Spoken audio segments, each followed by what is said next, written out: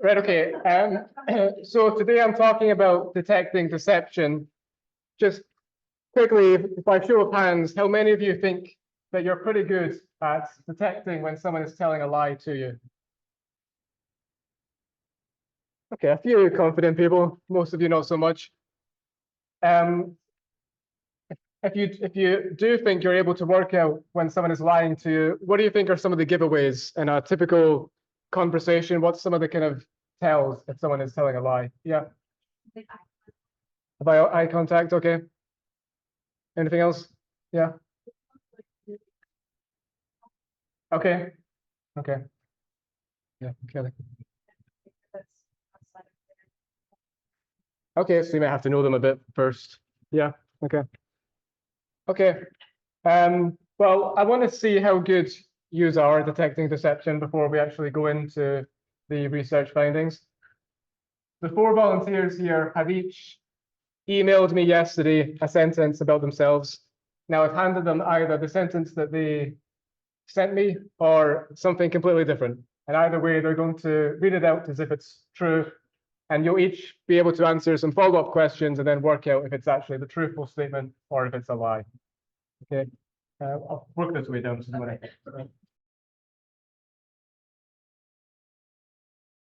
I have some videos to share with you, each about 8 minutes. Okay. One's about the polygraph or the lie detecting machine, and one's about a body language reading expert. Okay, I'm going to play the first video now, and then later in the lecture, I'll play the second one.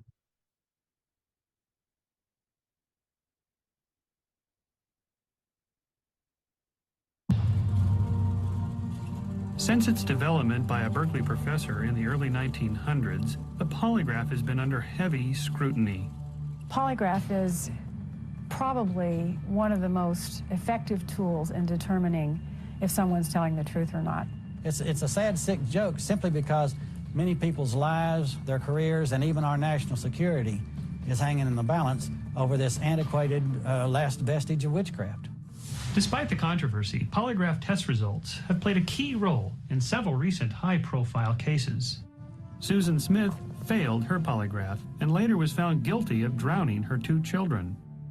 Richard Jewell passed his test and later was cleared of any involvement in the Olympic bombing. And O.J. Simpson failed his polygraph. The results were admitted into a civil trial, and he was ultimately found responsible for the deaths of his wife, Nicole Simpson, and Ron Goldman. But is this just coincidence, or can a machine actually determine if someone is telling the truth? I spoke to experts on both sides of this issue, and even let myself get hooked up to a polygraph, all to determine if the truth is truly attainable. Polygraphs today are anywhere between 95 and 99% effective. Dee Moody has been a polygraph examiner for 18 years, having administered over 7,000 tests. She showed me how the polygraph works by reenacting an exam. The polygraph measures basically 3 different parts of our autonomic nervous system. We measure changes in respiration. We measure changes in pulse rate. We also measure what we call galvanic skin response, which we measure by putting a couple of electrodes on the fingers of the individual, and it measures changes in sweat gland activity. When conducting an exam, Dee asks control questions, questions that are not directly related to guilt or innocence, to gauge the subject's normal response levels. Is your first name Sam? Yes. These control questions enable the examiner to accurately evaluate responses to the relevant questions, questions directly related to guilt or innocence. Are you lying on your test today? No. If a subject's reaction to the relevant question is greater than the reaction to the control question, the polygraph will find them to be deceptive. To illustrate how the polygraph gauges responses, Dee showed us the charts from an accused child molester. I had him write me a statement wherein he denied all the allegations regarding these children. So that was the question: did you lie in your written statement? This is the spike in his galvanic skin response, Right, which would tell you that he lied. But just one heightened response does not condemn someone. Polygraphers run 3 to 4 charts on each subject, asking the same relevant questions, slightly rephrased. I took this gentleman's charts and I ran them through this scoring algorithm, and as you can see, the results are deception strongly indicated. Seems like hard science, or is it? When the goal becomes to know for sure whether someone has told the truth, and when you bring in high technology and manipulative practices, then we have really a very potentially dangerous situation, because the fact is there is no reliable way of detecting whether someone is telling the truth or not. What the polygraph actually records in scientific terms is what's known as the fight or flight response. It's when your autonomic nervous system processes a shot of adrenaline, causes your breathing to become somewhat erratic, your blood pressure to increase, and your GSR to increase. This does not mean, however, that you have lied. It just means that you have been confronted with some stimuli that elicits this response. This stimuli could be that you have lied, but it could also be nervousness, fear, rage, embarrassment. Doug Williams is a former detective sergeant and polygraph examiner with the Oklahoma City Police Department. One of the many flaws he sees with the polygraph is branding someone a liar based on control questions. Let's compare, for example, the relevant question, did you rape Susie? With the question, can you drive a car? Or did you eat breakfast this morning? My problem with that is that there is not any way you can devise a control question that is the same emotional impact as a relevant question. During his 10 years on the force, Doug conducted over 6,000 polygraph exams. He set out to prove to me that the polygraph is not reliable by actually hooking me up to the machine and showing me how to produce a truthful chart. Are you a resident of the United States? Yes. Prior to the exam, Doug taught me breathing and muscle techniques. These techniques are known as countermeasures. Have you ever been taught countermeasures? No. That's a bold-faced lie, but according to Doug, I'll still be deemed truthful if my reaction to the next control question is greater than my reaction to the previous lie. Is your first name Michael? Yes. In order to elicit a reaction, I employ the countermeasures Doug taught me. I increase my breathing and tighten my muscles. Let me just show you here what you've done, Michael. As I'm writing here, that's when I'm asking you a question. This is when you answer, and so on. So this is your first question. You live in the United States. Yeah. Are you a resident of California? Yeah, I think, yeah. Have you ever been taught countermeasures? I lied there, it shows nothing. And then, is your first name Michael? Wow. Massive increase, perfect breathing staircase at the highest GSR. This it's is just an unbelievable. absolutely perfect, beautiful textbook classic chart. I lied during my test, but according to Doug, the polygraph said I told the truth. Most examiners are trained to identify countermeasures, and I've seen it quite often, and when we see countermeasures being implemented, we discontinue the examination process. Which is exactly what Doug wants. Not only do I teach people how to beat it, and I tell those in positions of authority that I'm doing what I'm doing and why I'm doing what I'm doing in hopes that they will quit using them because they know how easy it is to be manipulated. You live in California? Doug ran me through the polygraph 4 more times, and each time I was able to produce a, quote, truthful chart. That makes me very skeptical of this machine. As well you should be. It's like the old Tom T. Hall song. If you want to find a thief, you just hang them all and let God sort it out. And that's what the polygraph does. It just hangs them all.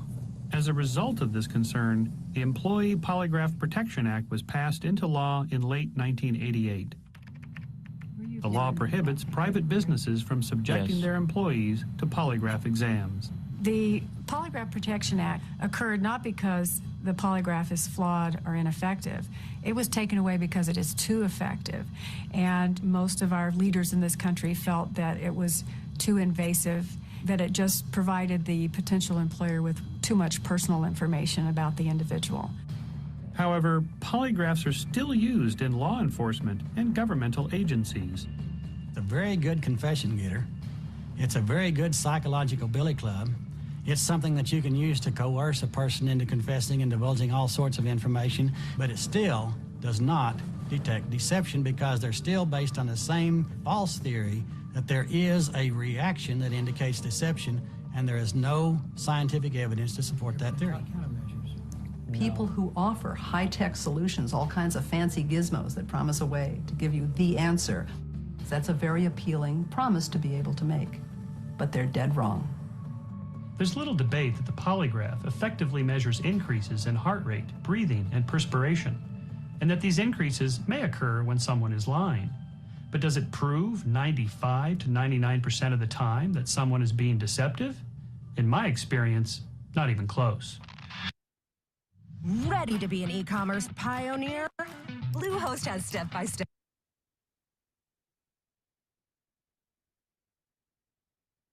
Okay, I'm going to return to the issue of the polygraph. The type of polygraph there in the video is a more dated type, comparing responses to control questions and relevant questions. But the idea is still the same, okay? And I'll tell you later in the lecture what the current types of polygraphs are that are most frequently used. First of all, just a quick definition of what we mean by deception. Intended to foster in another a belief or understanding which the deceiver considers to be false. This is constructed in the way it is deliberately because it's actually quite difficult to, in one quick sentence, sum up what it means to be deceptive. Because, for example, someone could not outright lie, but they could maybe hold back information, thereby misleading you in a particular way, or distort something in some way that, again, is intended to mislead the person, even if they're not outright lying. We might ask, why is it that people lie? Well, they might lie because they think that what they have isn't good enough. Quite often it stems from insecurity. Quite often those in school, for example, are more likely to lie than those who are older, because that's a time in which, self-esteem is maybe a bit more fragile, and there's this more concern with how you come across and so on. It might be as means of self-preservation. People lie when they don't get caught, or people might lie to protect others. And, you can ask yourselves, is it always wrong to lie? As Mark Twain said, everyone lies, right? Because what about just white lies, okay? When you lie to protect someone's feelings, for example, maybe your friend has just introduced you to their new boyfriend, right? And they ask you, what do you think? And, maybe you think, well, actually, they're a bit boring and I'm not really that, I don't really like them all that much. Are you going to tell them that? Or are you going to tell them, yeah, no, they're fine? Or, maybe your friends just had a haircut and again, they're asking you, what do you think? And you think it doesn't look very good. Are you going to tell them, or are you going to say, yeah, it looks good, right? So sometimes a white lie might be used to protect someone's feelings. And in fact, it seems Mark Twain was right. Pretty much everyone does lie, okay? And they lie frequently. In one study, university students were asked to keep a diary for 7 days, keeping track of all their social interactions, including how frequently they lied. And on average, they lied in 25% of their social interactions. The women felt less comfortable than the men when it came to lying. And generally, though, for both, they were successful at lying. Their lies were only detected 18% of the time on average. And other research suggests that on average, people lie twice a day. Okay, so again, it's something that's frequent.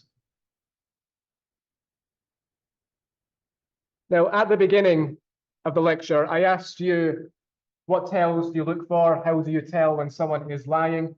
And maybe you were using some of those ideas to, scrutinize the 4 volunteers to see if they were telling a truth or a lie. Across cultures, these are some of the answers that we frequently get, that people who are lying will be showing signs of fear, shame, cognitive difficulties, because it's more cognitively demanding to tell a lie than a truth. That there's going to be movements in the fingers, arms, hands, changes in speech, maybe things like size.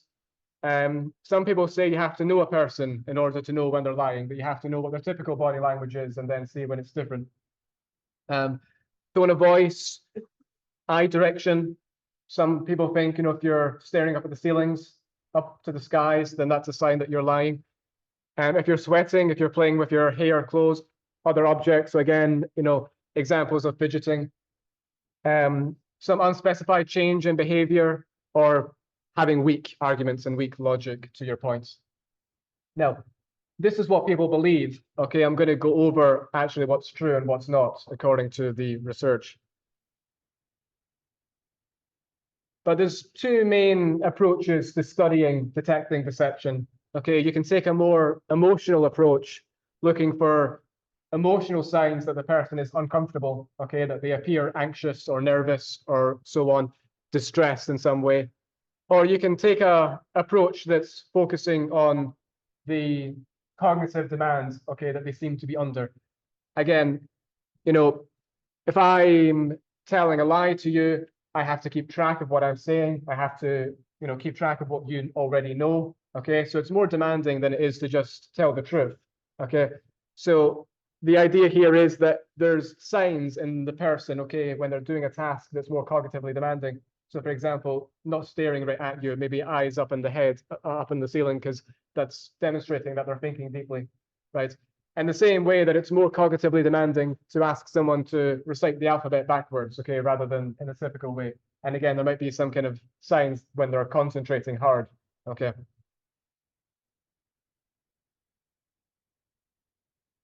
Now, in reality, most of the beliefs people have over how to detect deception are inaccurate, okay, and it's true across countries, across cultures.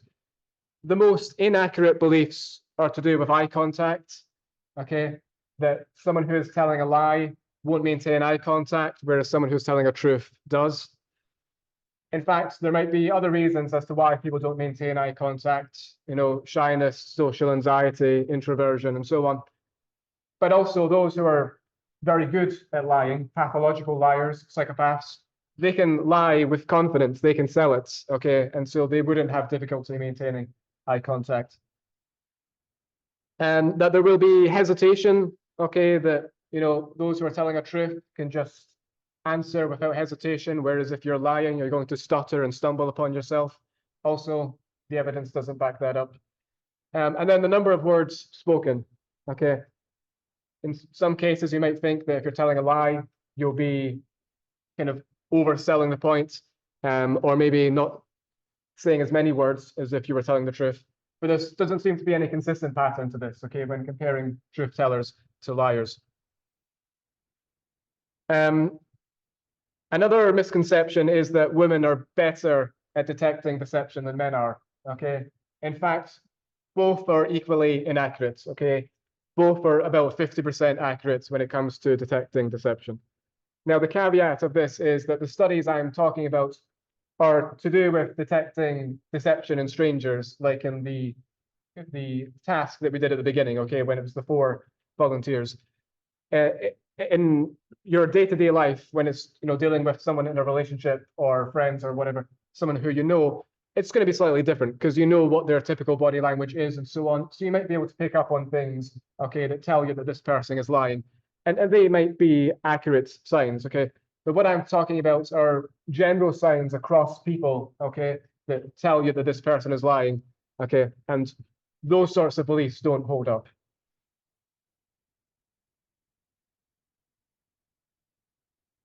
Okay, let me play the other video now, which is the other approach to detecting deception other than the polygraph, which is reading people's body language.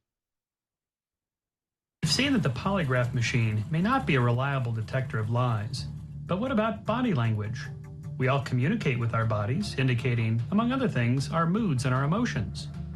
Can we actually determine if someone is telling the truth simply by evaluating their body language? Joellen Demetrius is one of the country's top body language experts. Her trial consulting firm has helped pick over 400 juries.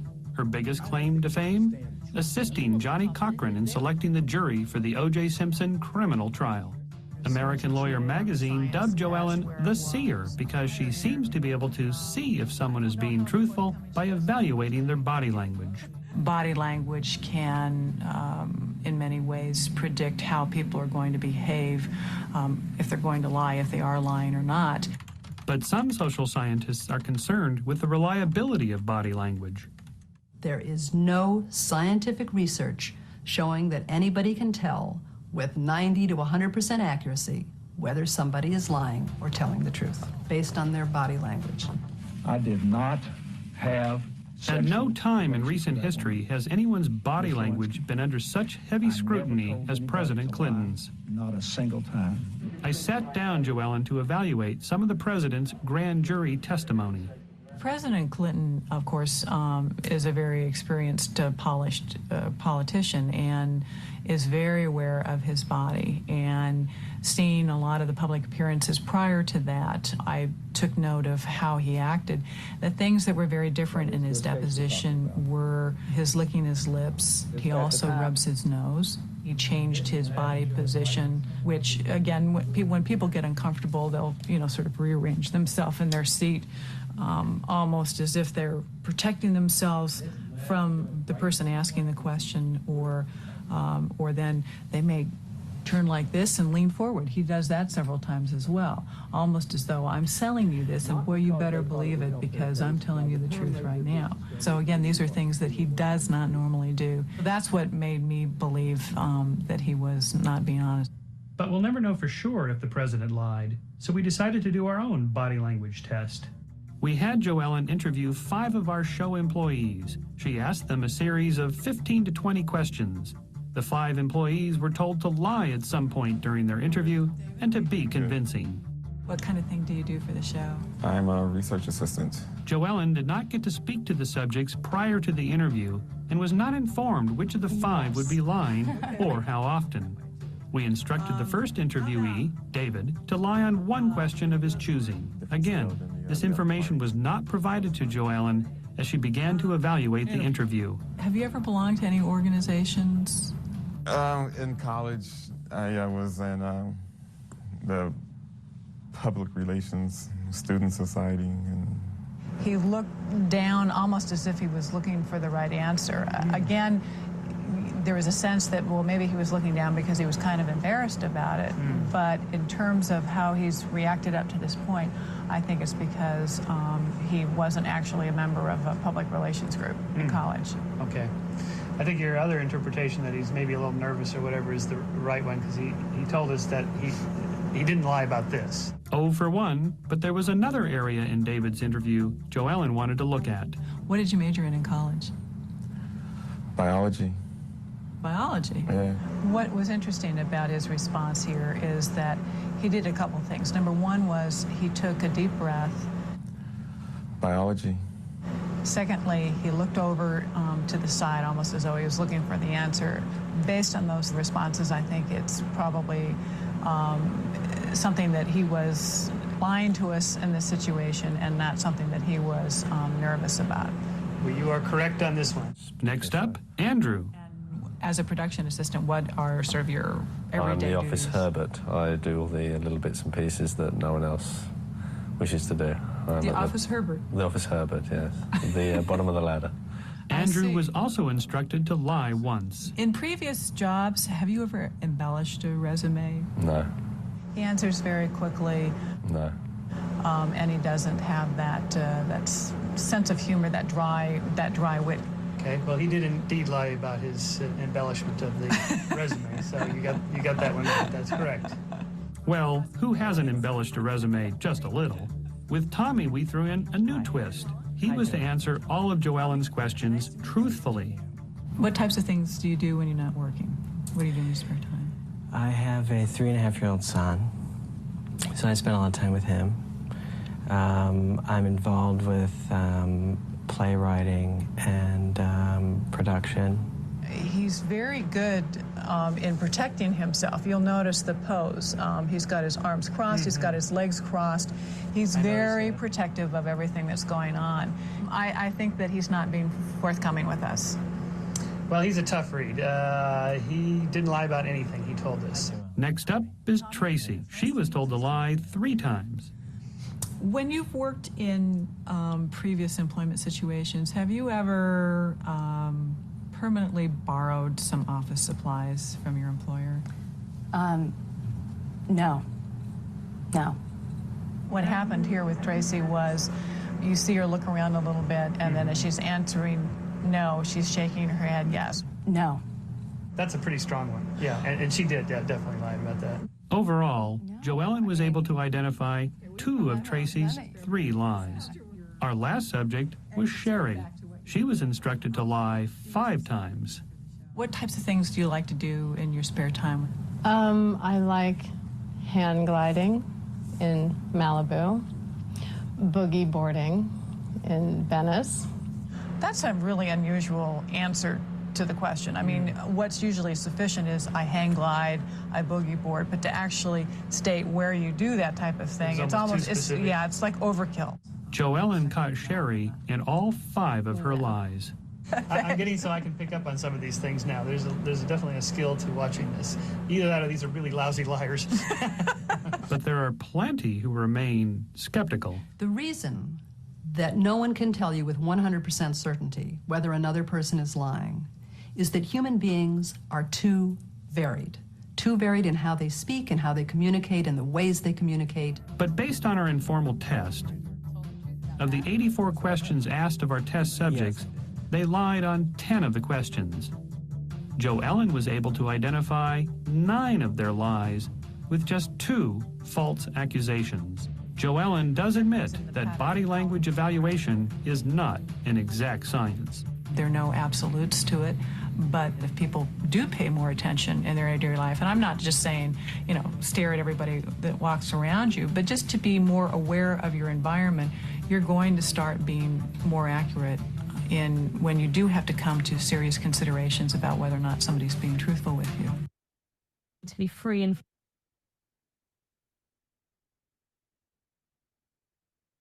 Okay, given that this is someone who, studies body language for a living, looking for signs of deception, helping lawyers read the body language of juries and so on,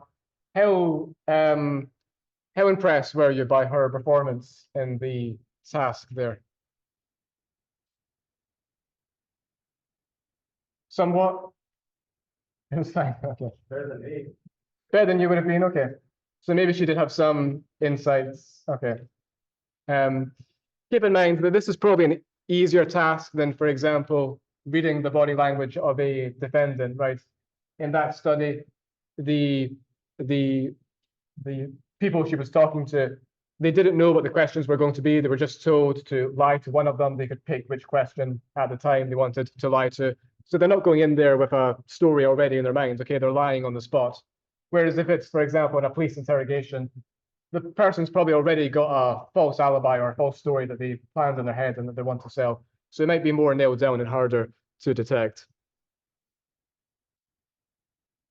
The reality is that when it comes to looking at strangers and detecting whether they're telling the truth or a lie, professional experience, professional training, confidence, none of these things actually predict better success. Okay, the result is always the same, that it's about 50% success rate. So it doesn't matter professional status or experience. And I told you last time that actually police officers are the group least likely to be successful in these sorts of studies, usually over-reporting the number of lies and under-reporting the number of truths. Okay. Again, not hard to understand why in their day-to-day life they come into contact with more liars. Okay. So they become more used to expecting lies as a consequence. The only group who seems to be a bit better than average is offenders. And this is based upon pretty limited research. So more research needs to be done to replicate it. But it might be the case that offenders, particularly more psychopathic, perhaps offenders, are better at detecting who's telling a lie and who isn't. In fact, it's not just psychologists and police officers and body language experts that are no better than lay people. FBI agents also are no better than undergraduate students at detecting deception. And again, confidence in this was unrelated to accuracy. Okay, no matter how confident they felt they were in detecting deception, that didn't actually predict differences in accuracy rates. Furthermore, if you have patients go to the doctors, some with truthful symptoms and some just completely making up their symptoms, doctors can't tell the difference, okay, between who's telling the truth and who's telling a lie about their symptoms. So there was a meta-analysis done in 2003. they looked at all of the research on this that had been done to that point. So it's several decades of research that they're looking at. And the average success rates at best was 57%. Okay, so people are just slightly better than the flip of a coin, okay, when it comes to detecting whether this person is telling a truth or they're telling a lie. But the research does unearth some indicators of telling a lie, okay? If the person is more tense during the conversation, if there's changes in pupil dilation, if they report fewer elaborate details or less specific, these things have been tied to being more likely to occur in those who are telling a lie versus those who are telling a truth. The same with fewer blinks, fewer movements, longer response time, change in voice pitch, other changes in voice that might indicate nerves, so dryness of the mouth, for example, quickened breathing, or if the speech is less expressive and more passive. So the way in which they're talking about this, they're talking about it as if, it's a third person, okay, rather than them having actually experienced it. They're talking about it as if a kind of outside narrator was observing.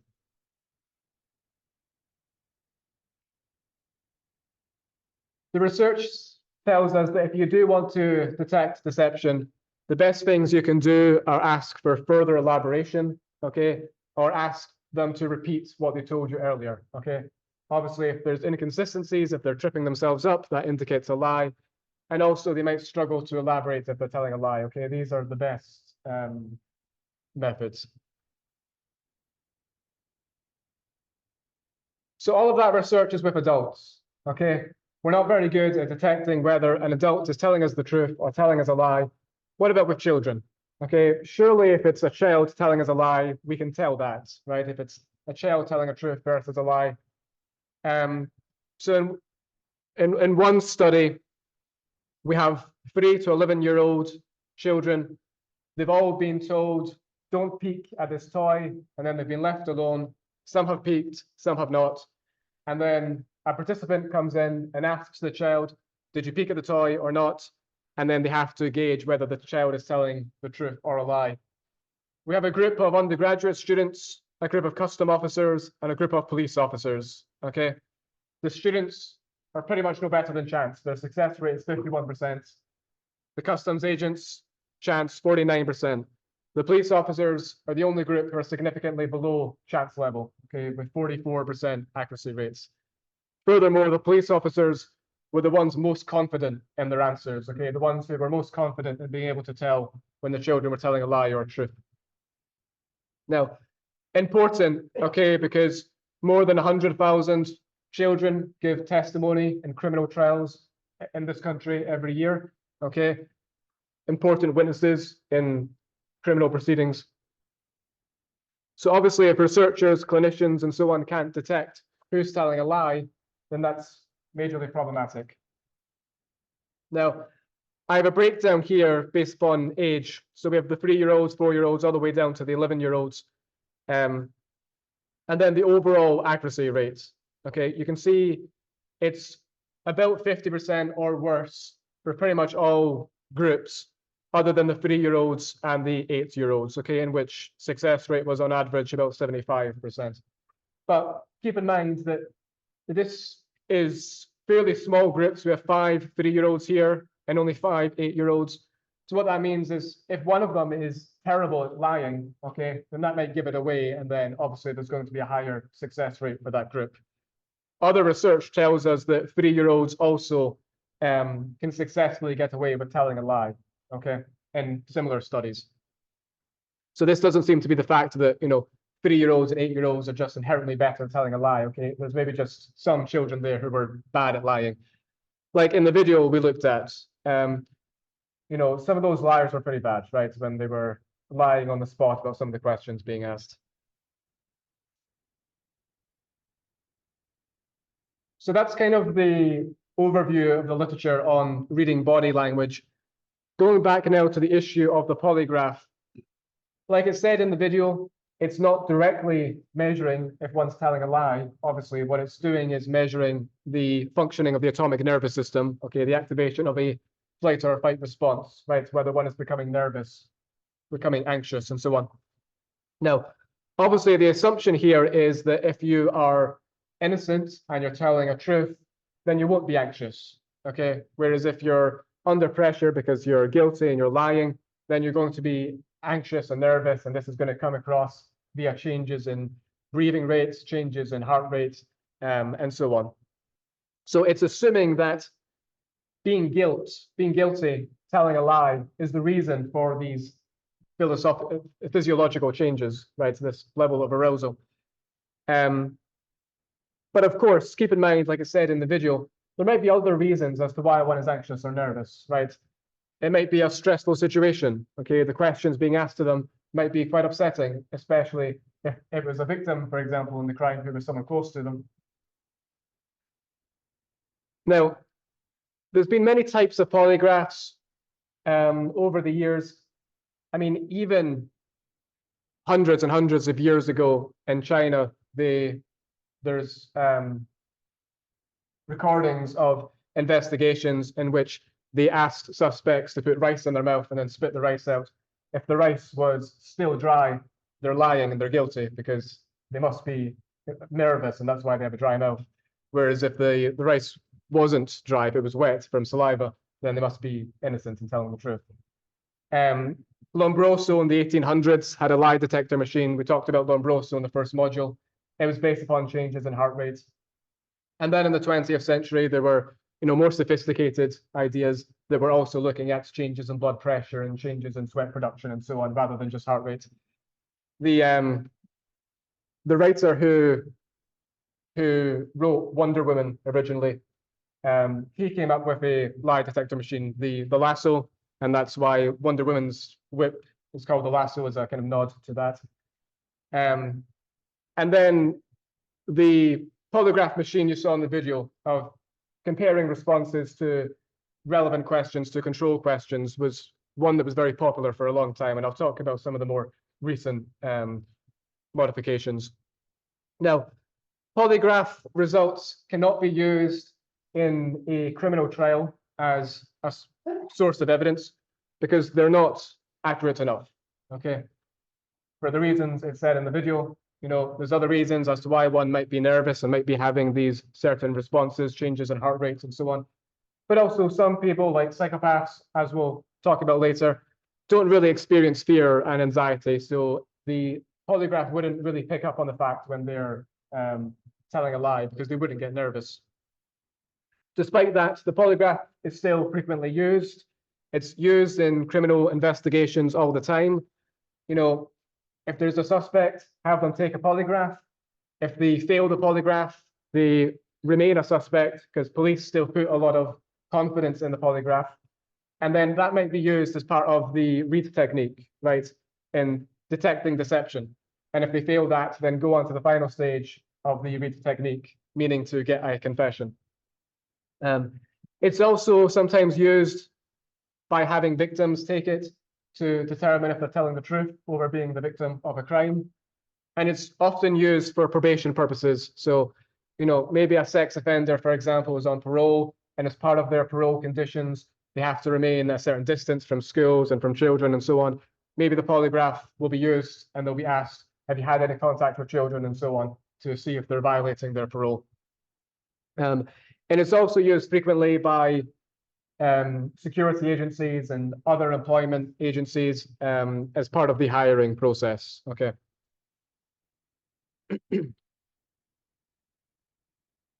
So the two main types of polygraph tests used nowadays in North America is the comparison question test, which is by far the most frequently used. And then the second most used is the concealed information test. So I'll talk about them individually.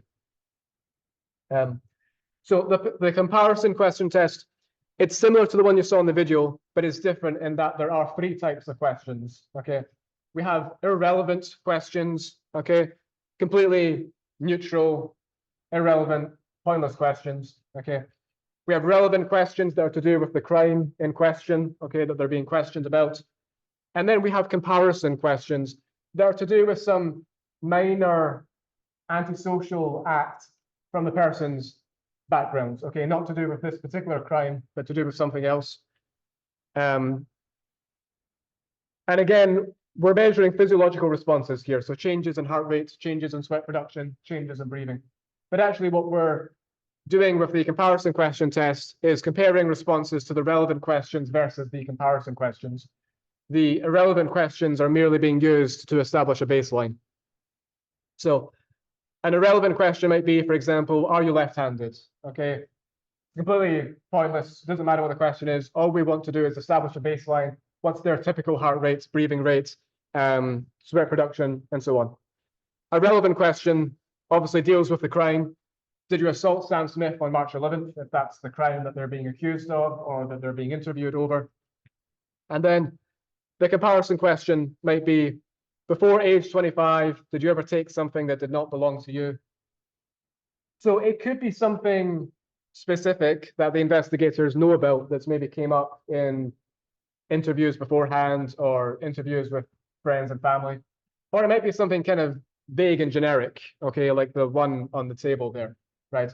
If it's a question about having ever lied or something such as that, you know, most people would be able to relate to that in some way.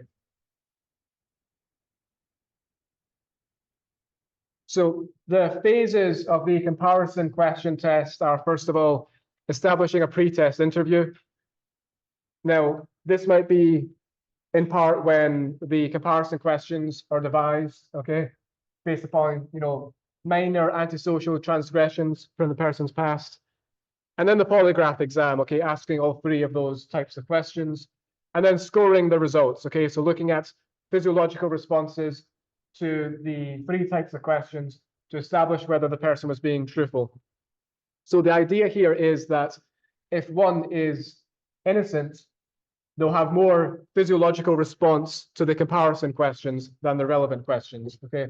Being asked about something from their past that was antisocial that they maybe feel guilty over will cause them more anxiety, more arousal than these relevant questions to do with a crime they didn't commit. Whereas if they're guilty, then the relevant questions about the crime will be the ones that cause the most arousal. And then obviously after the results are scored, it's then used to determine if the person's innocent or guilty. And if police think that they're guilty, then as part of the RETA technique, they then might go ahead with the final stage in order to try and get a confession. And like we talked about last time, the results of this polygraph could be used as a way to get that confession, right? Well, you failed the polygraph, no one's going to believe you, okay? You're going down for this, you might as well go for a lesser sentence, for example, if that's the kind of approach that they're taking. Now, what the results of lab studies and field studies tell us is that the comparison question test is pretty good at detecting when a guilty person is guilty, okay? In cases only of guilt, okay, when someone is actually lying, when they are actually guilty, it picks up on this 75 to 84% of the time, okay? So for the most part, when it's actually someone who is guilty, who is lying, it detects this deception pretty well. The problem is that if the person is innocent and they're telling the truth, it's not so good at picking up on that, okay? There'll be a number of false positives during this. So in this case, when people are actually innocent telling a truth, the success rate is about 53 to 77%, okay, into detecting an innocent person. So obviously what that means is that using the comparison question test is good for investigations if the person is actually guilty, but if the person is innocent, then it can be problematic. Keep in mind that the results of field studies are operationalizing someone as being guilty if they were convicted and if they confessed. But obviously, wrongful imprisonments happen, okay? So the number is actually likely going to be slightly higher than it actually is as a success rate, because we're counting wrongful imprisonment there as actual cases of guilt.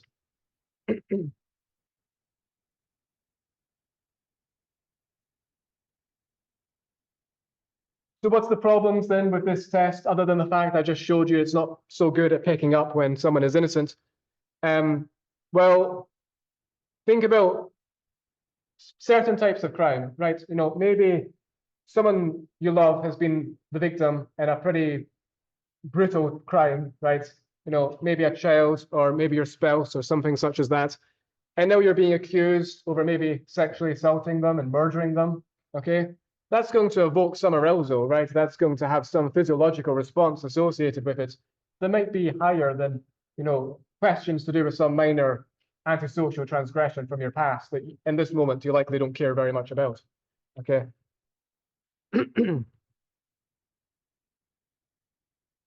There are also countermeasures, and this polygraph test is pretty vulnerable to countermeasures, okay? So some of these countermeasures can be psychological in nature. So, you know, telling yourself to be calm and trying to control your breathing consciously and trying to lessen your nerves. Also, there could be physical countermeasures. So biting your tongue or having a small nail or something in your shoe that you can press your foot down on to hurt yourself, so that you're having a pain response, okay, in response to the control questions, okay, that will then give you a higher baseline of higher sweat production and higher heart rates, okay, that's then going to throw off the results. Again, psychological ways such as de-stressing yourself via daydreaming. But overall, the physical measures are more effective as countermeasures, okay, than the psychological countermeasures.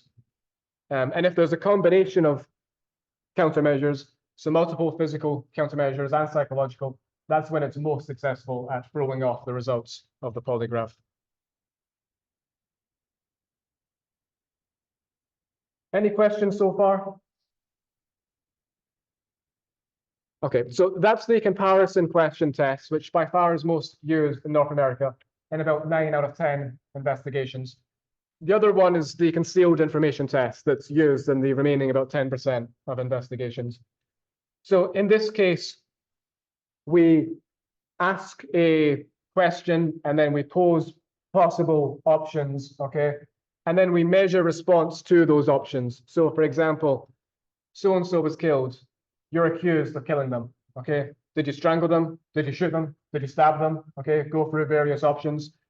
The idea here is if you're innocent, your response, your physiological response will be the same to all of those options because you don't actually know how this person was killed. So why would you have a stronger reaction to one versus the other? Whereas if you're guilty, okay, you know what actually happened. So when the correct response is said, you have a greater physiological response, okay, than the other options because they're not correct.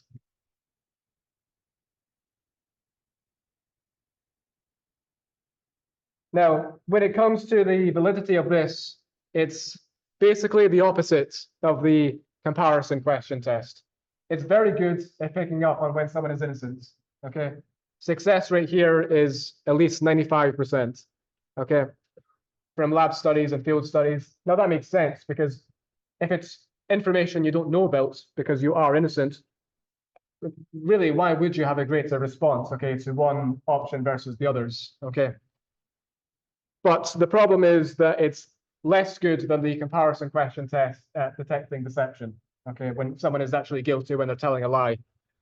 The rates here differ, okay, in part because it's not used as frequently in field studies, but the lab studies suggest about 85% accurate, and field studies are much lower, suggesting about 56% accuracy in detecting who's guilty if they are actually guilty.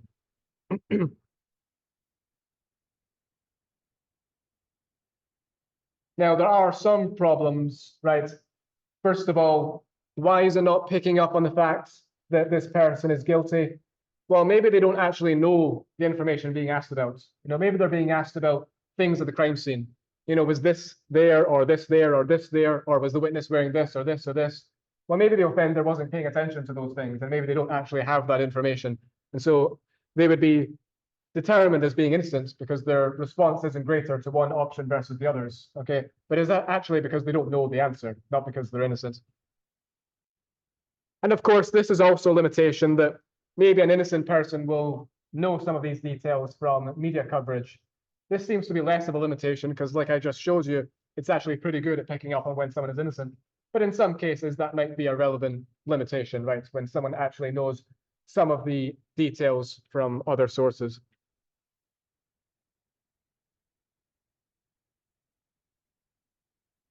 The other benefit to the concealed information test is it's much less vulnerable to countermeasures than the comparison question test.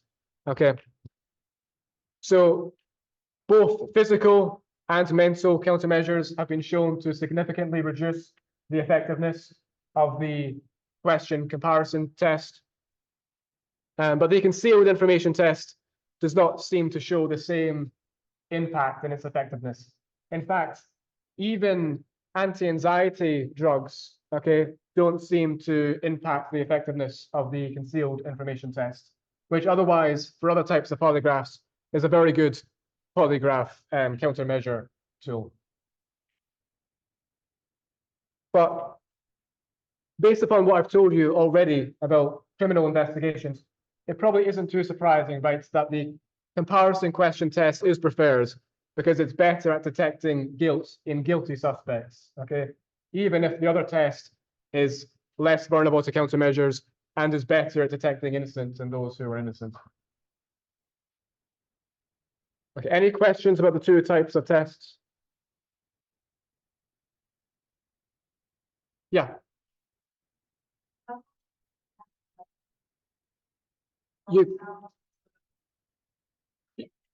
You could. So the question was, can you do both? And I would say that would probably be the best method if an investigator was using a polygraph.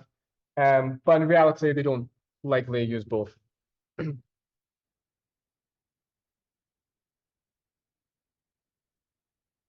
Now, in the video there, you saw Doug Williams, okay? Now, as it said in the video, Doug Williams for a long time was a polygraph reader for the police, and then he became very dissatisfied with it as he was picking up on all the problems, and so he changed career and went to educating people over how to beat the polygraph, hoping that that would stop the police from using the polygraph. He has a book called How to Sting the Polygraph. Now, I'm going to ask you just, questions to consider for yourself. Okay, again, there's no right or wrong answer. These are questions for you to ask. But, is it ethical, do you think, to even be using the polygraph, based upon the fact that, it's sometimes used for your, national security? Is it sometimes used for making sure the right people are hired in security agencies, that it's used in criminal investigations and so on? Do you think it's right to be using it? And maybe also, do you think it's right for Doug Williams to be educating the public on the limitations of the polygraph and how to beat it, how to use countermeasures? Well, again, you can ask that question yourselves. The FBI certainly thought it was unethical because I would say Doug Williams was the victim of a sting. He, as I said, was educating people on what the countermeasures are. Well, he told the wrong people who were FBI agents, and they were part of a criminal proceeding as witnesses, and he was charged for tampering with witnesses, okay, and sentenced to prison for that. Now, tampering with witnesses is a charge that's usually used to stop people from bribing witnesses or trying to physically scare them into changing their testimony. It's pretty unusual to sentence someone to this for educating on countermeasures, especially given that this is information that's already available on Google, on websites, on books, and so on, right? I mean, I've just told you what the countermeasures are, okay? So it seems, I don't know, a bit extreme and unusual, I would say, to, convict someone for spreading education that's freely available.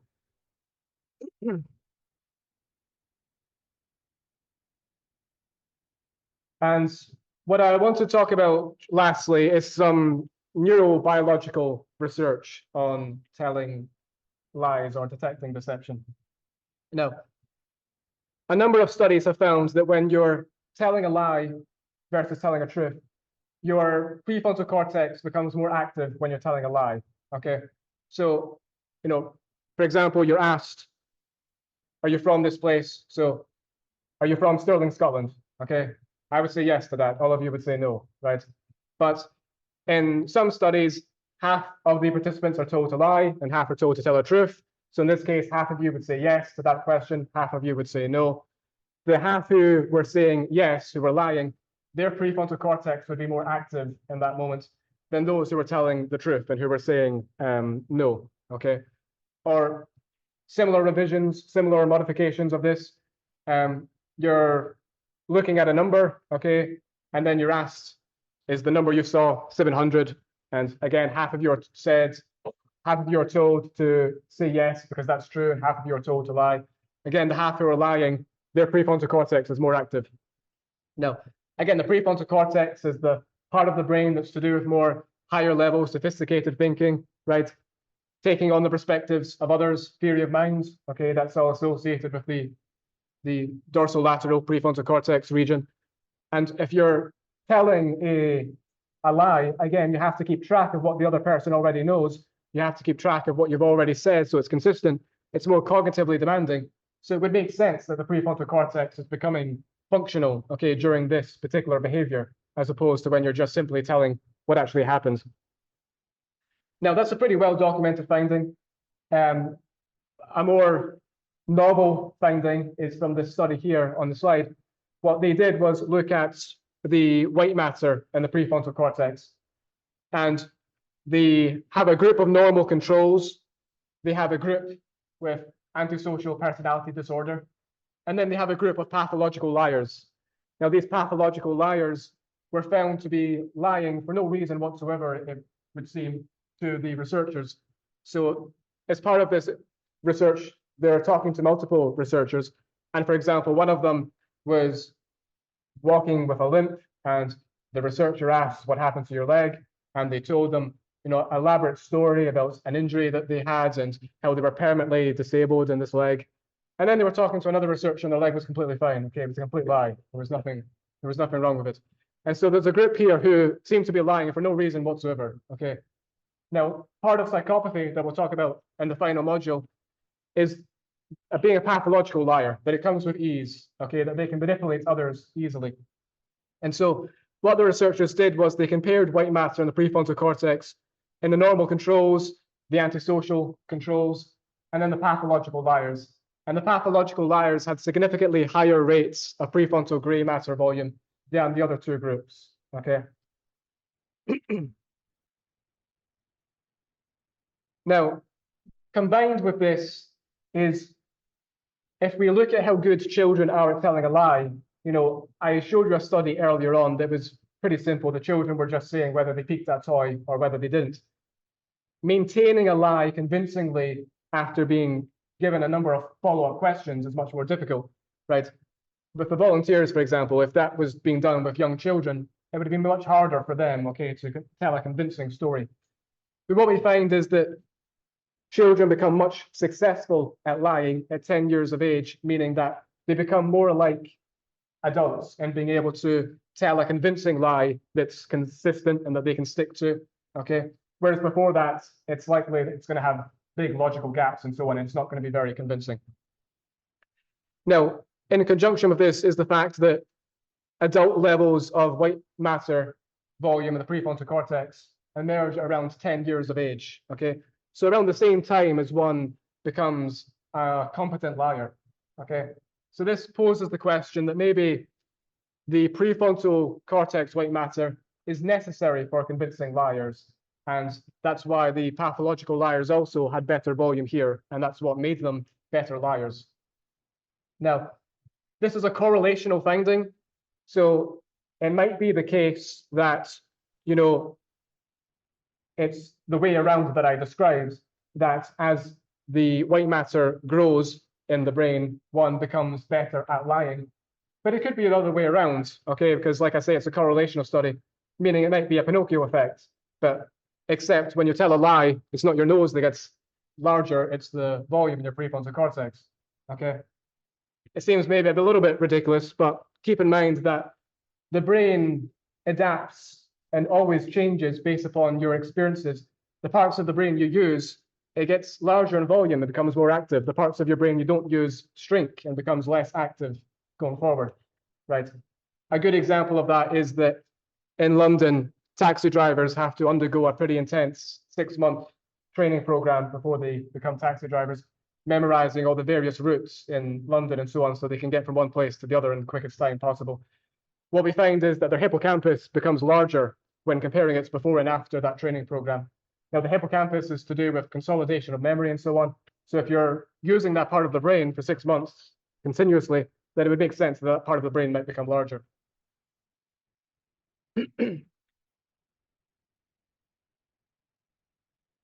On the other side, what about in people who are not such good liars and who also have impairments maybe in this part of the brain? So for example, Parkinson's disease. Now this comes with it a loss of dopamine producing cells, widespread reduction in brain functioning, and executive function is especially impaired. Now the prefrontal cortex is the part of the brain associated with executive functions, okay?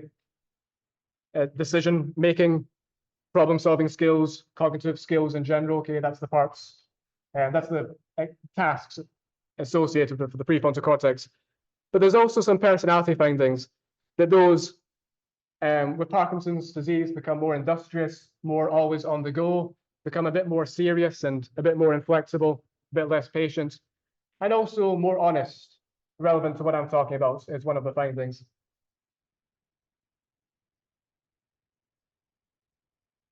Indeed, in the study here, comparing those with Parkinson's disease to those without, not only were those with Parkinson's disease less successful at lying, but there's also clear reduction in the activity of their prefrontal cortex.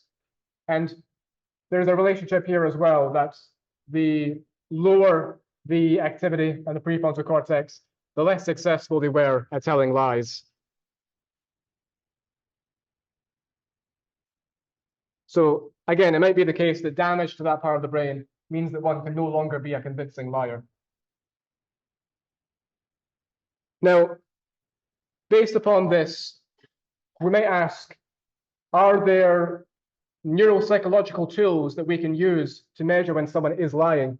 You know, instead of using the polygraph or body language reading, you know, can we have them undergo a brain scan and tell from that whether they're telling the truth or a lie? So in one study, for example, they found that if one was telling a lie, the hippocampus wasn't becoming active in the way we would expect when one is activating a memory, when they're reproducing a memory, okay? Because again, the hippocampus is involved with memories. So if you're thinking back on an actual truthful memory and recalling it, then it would make sense that this part of the brain is becoming active. Whereas if you're telling a lie, in this study, it was the case that this part of the brain wasn't becoming active.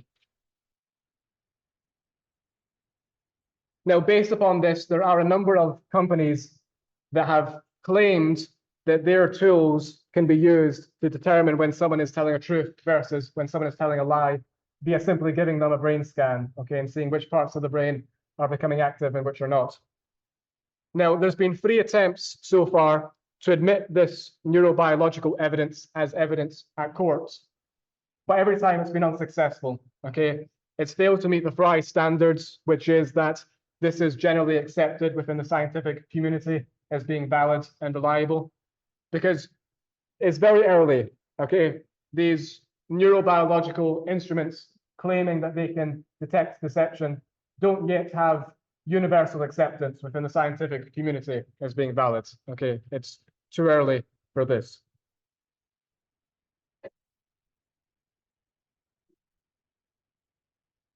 Okay, I've covered quite a lot there, especially at the end. I went fairly quickly through the neurobiological evidence of lying. Is there any questions on anything I've said? Okay, if there is, you're welcome to come up and ask. Otherwise, thanks everyone. I'll see you next time.